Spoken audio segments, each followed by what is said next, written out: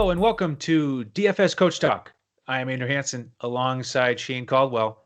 And this is a sort of a sad but true situation, Shane. It's our last regular season podcast here in the NFL. It's our running backs show for week 17. Thankfully, we've got the playoffs coming up, but are you ready to finish on a high note here with these running backs?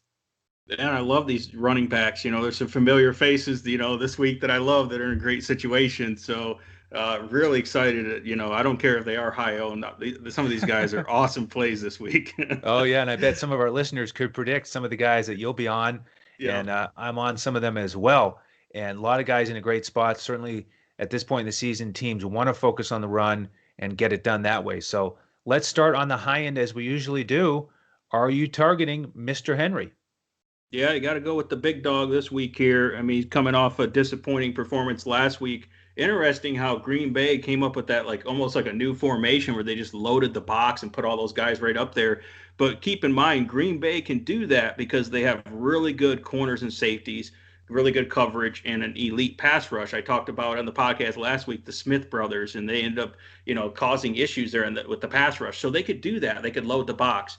Now, the Houston Texans cannot do that. They don't have much of a pass rush. They don't have good cover corners. You can't just load the box against him. You can try, but you're going to get burned in other places. So Derrick Henry in a game where it's a really high over/under, it's a 56 over/under, 7.5-point favorites.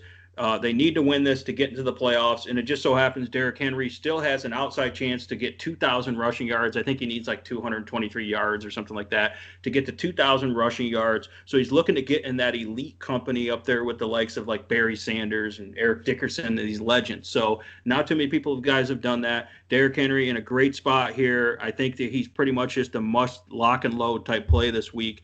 And I hope that maybe you get him a little lower ownership because of last week, him not doing much. But I think that most people are going to know it's a great matchup and a great spot. So Derrick Henry, I think you can load up on Tennessee, and Derrick Henry is the engine that makes that offense go. And it's a great situation here. He is a one-of-a-kind engine, that's for sure. So Yeah. I like Henry. He's expensive. If you want to save a couple thousand on DraftKings, you can get another guy that you're rather fond of, somebody named Jonathan Taylor. Who's that? I've never heard of him. He's this guy. He runs for Indianapolis, and he's been up and down a little bit. He's been involved in a bit of a committee here for a lot of the year. But in the last 3 weeks, 5 rushing touchdowns. So he's getting the ball a lot more with a chance to score. He's taking advantage of it. And this week he gets Jacksonville. They've been bad against the run all season long. And, it's one of those situations we've talked about on these other podcasts. Make sure you check those out if you haven't, the quarterback show and then the wide receiver tight end show. You can beat Jacksonville through the air or on the ground.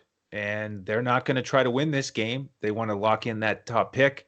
And so it's an easy pickings for Indianapolis. So Taylor in a great spot. Awesome.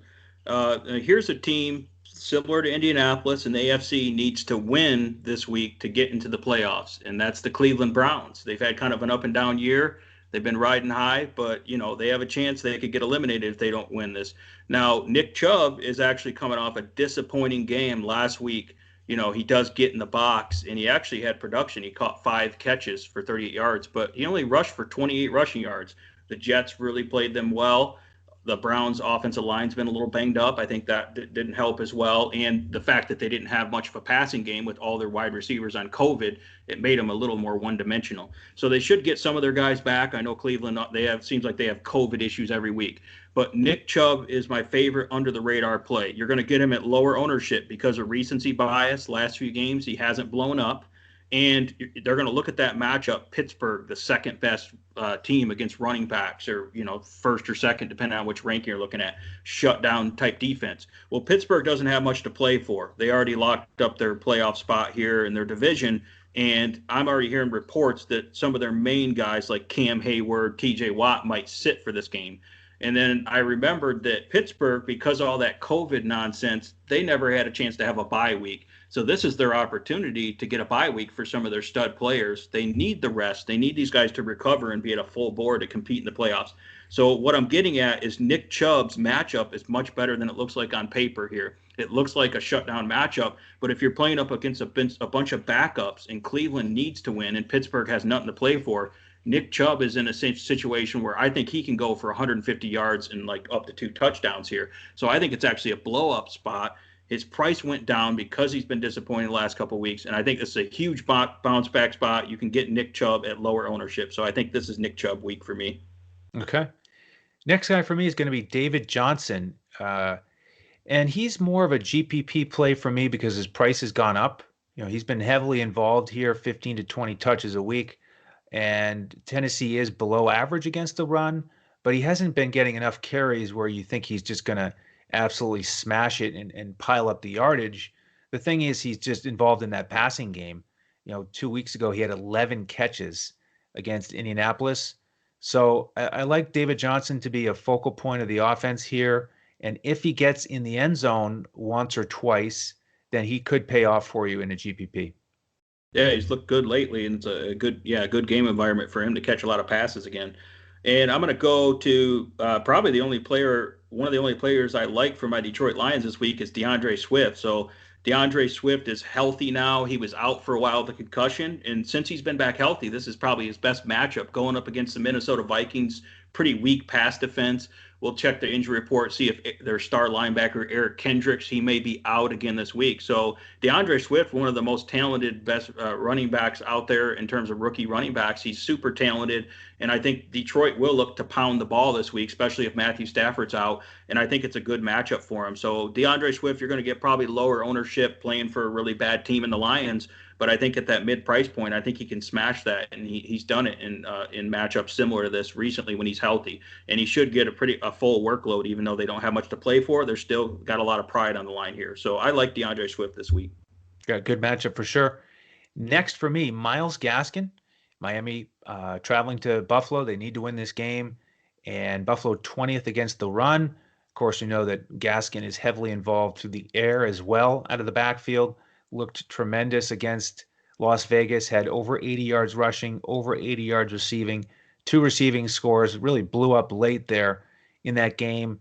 And at 6,500, I like that price tag. He's one of those guys that you can feel really good about in cash or GPPs, and he's not that expensive. So great option on DraftKings for me. All right, here's a guy that's in another game they have to win to have a chance to win their division.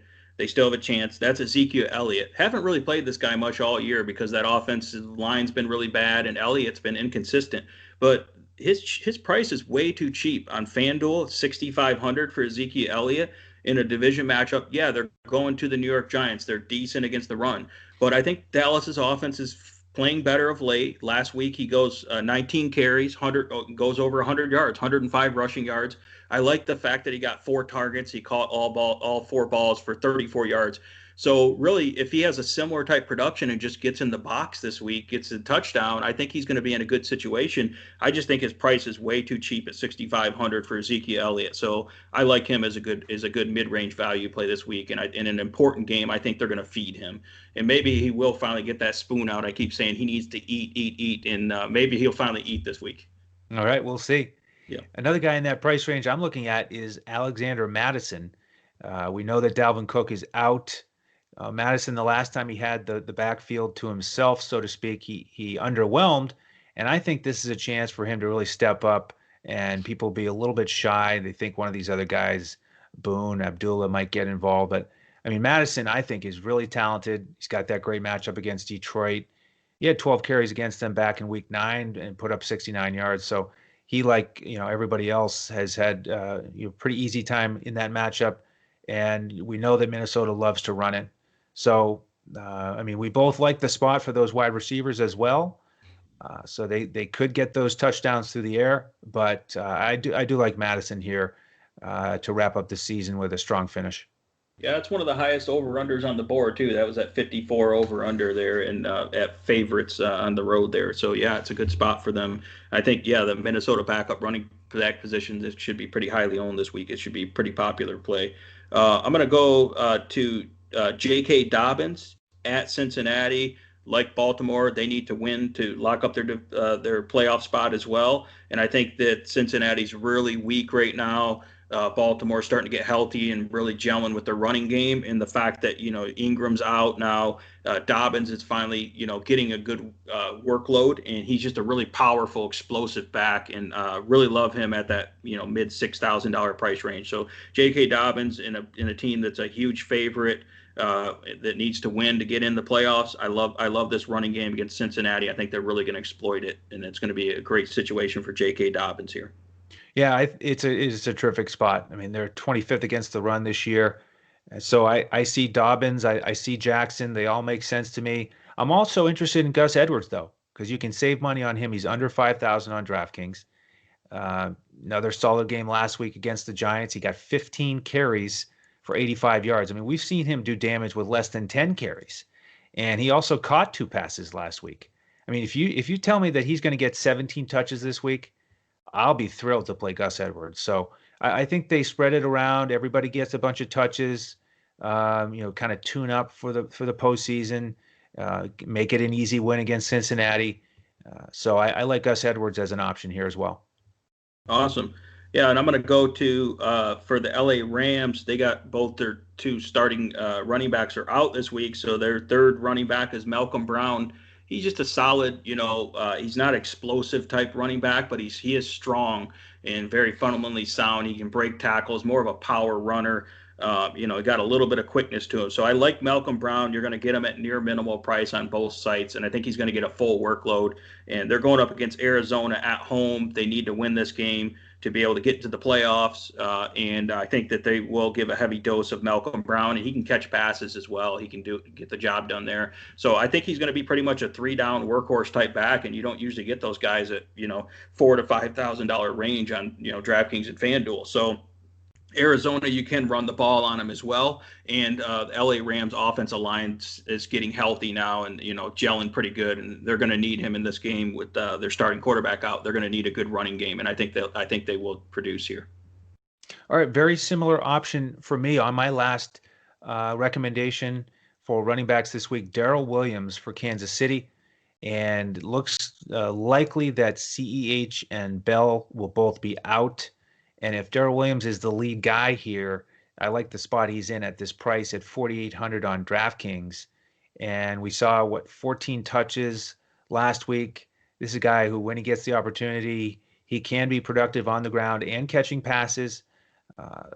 Chargers 21st against the run this year. So with Kansas City resting so many guys, I mean, they're gonna play offense. Somebody's got to get those touches, and I think he's in a pretty good spot at that price.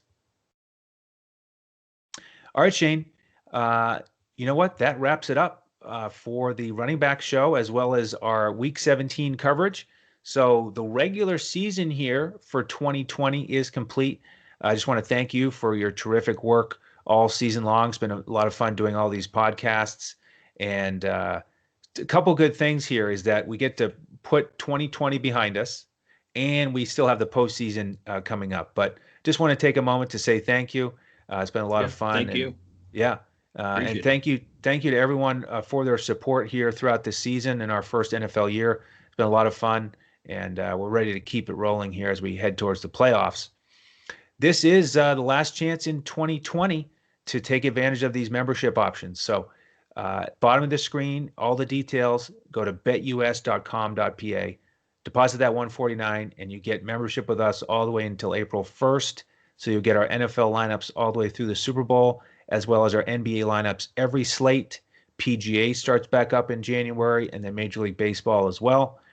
If you're not interested in these sports betting, you still get that $149 option from now until April 1st. Just go to our website, dfscoachtalk.com, sign up there, and we'll send you an email, and then we'll get you into our Discord. That's where we give out the lineups 45 minutes before lock for NFL, 30 minutes before lock for the NBA.